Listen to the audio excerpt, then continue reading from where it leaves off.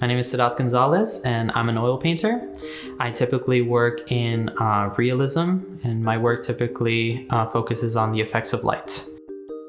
The things that inspire me to make my art actually come from movies, like cinema and like television shows. What inspires my work the most is just the kind of art that really attracts like the masses, and that's kind of what I grew up with.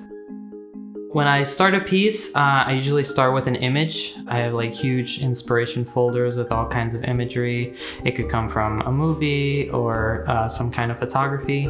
I like for my work to be viewed at different distances or be viewable at different distances. So from farther away, what you'd notice is the composition, just where the figures are, the vibrancy of the colors and the contrast.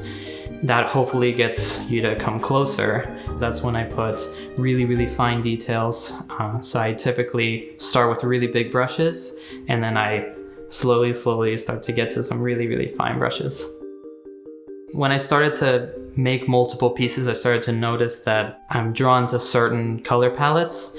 I like a lot of color and a lot of vibrancy. And I feel like when people see my work, it's kind of a lot at first, but everything is like really carefully planned out, the color schemes and the color theory that I put behind every piece.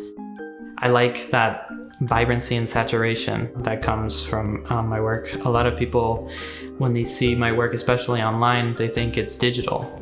And I think that just comes from how like it looks really clean and very precise, and the colors pop and they're very vibrant. And so not typically what you see in oil paintings that are more painterly and have more of a limited palette. Most of my art is viewed online, and so for these events, it's really important for me because it's one of the only opportunities where people can actually see it in person. And the experience of seeing the paintings in person is really different. Not only the scale, but just oil paint especially has certain effects that when viewed in real life, it's different than seeing it on a screen.